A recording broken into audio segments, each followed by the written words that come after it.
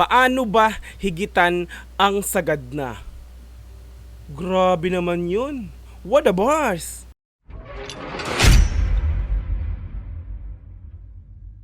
'Di ba? Mapapaisip ka dito sa title na 'to, no? Grabe, no? Hihigitan mo ang sagad na? Sagad na hihigitan mo pa? Ah, pero may pinupunto may pinupunto. So, parang patama rin 'to dun sa mga tawag ito, nambabash, 'di ba? At tumitira sa ating mahalima. 'Di ba? Kung isipin mo, no, gustong-gusto mong higitan yung nasa taas na. 'Di ba nakasagad na di ba?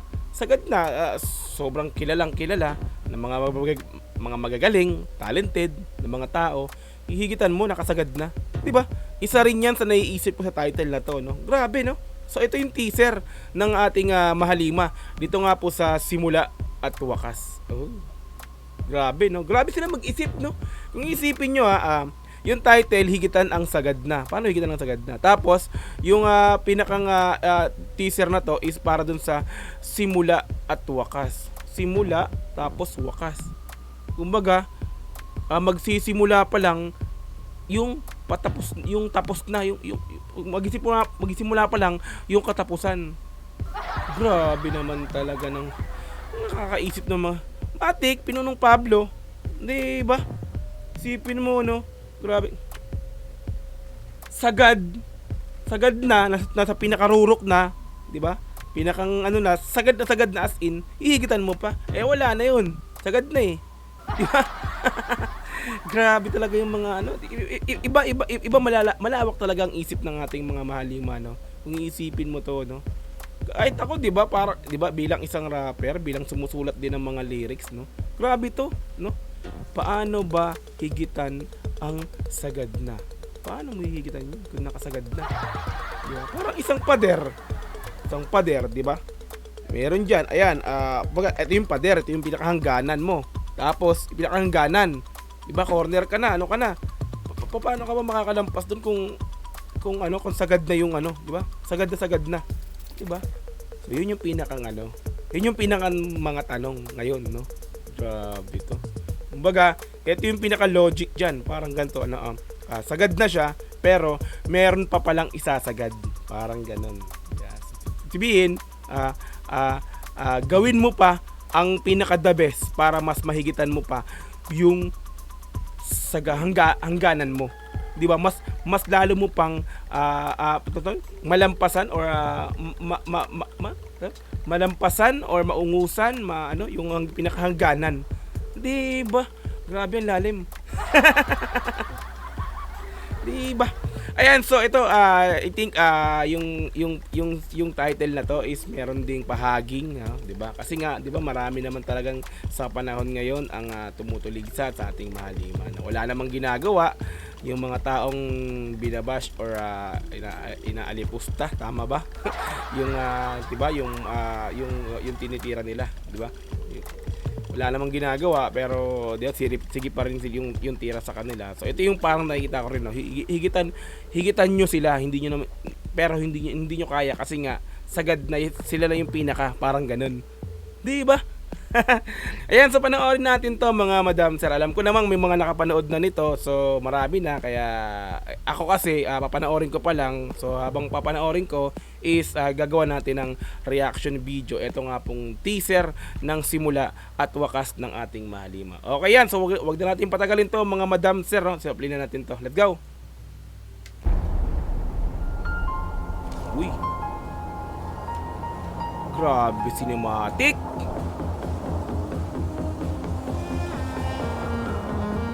Para tayong manonood nito ng pelikula, mga repapis, no? Cinematic, tapos meron pa siyang no?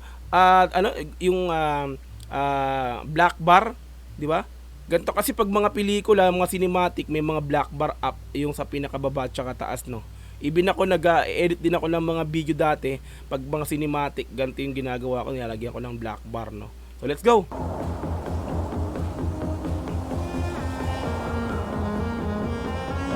Talaga, oh.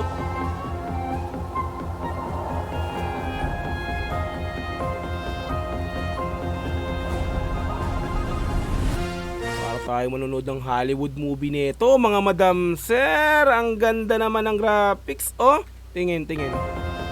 Oh, grabe yung color grading. Ano yun? May bilog o parang drone na speaking. Parang ganun nakikita ko na. Pagpatag. Sa Gento. Parang ganun yung sa Gento, di ba? Ooh! Puno ng ginto. Grabe ang ganda ng graphics, oh. Golden tree, mga madam sir, solid. Ooh. Napakaangas naman. Uy, may bansanas.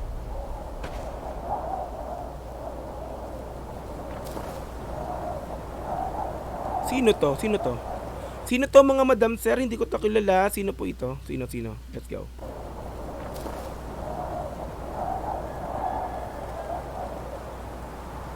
Kumbaga si Eva kakain ng mansanas. Peace lang, pero hindi ko siya kilala talaga. Sino ba to?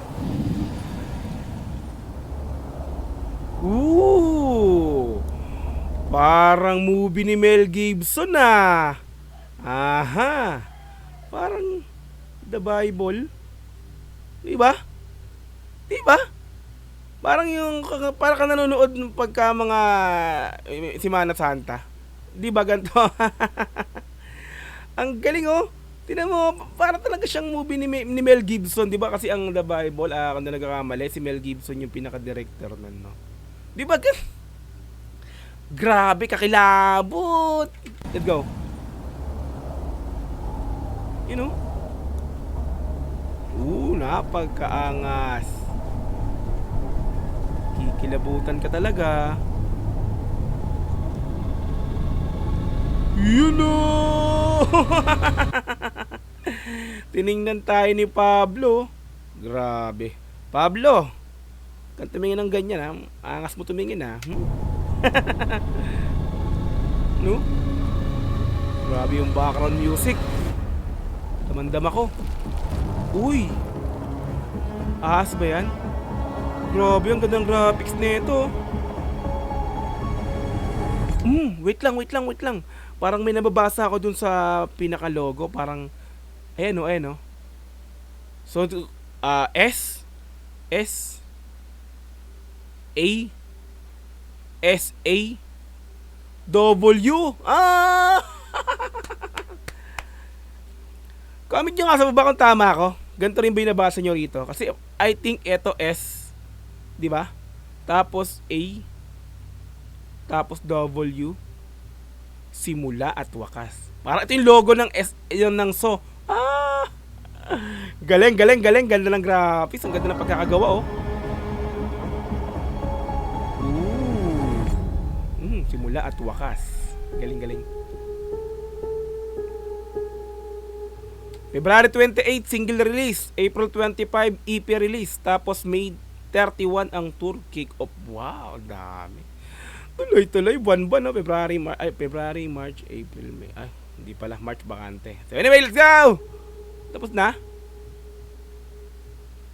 Wala na.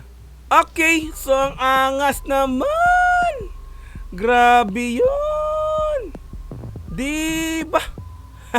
Ang iksi lang 1 minute and 46 seconds, no?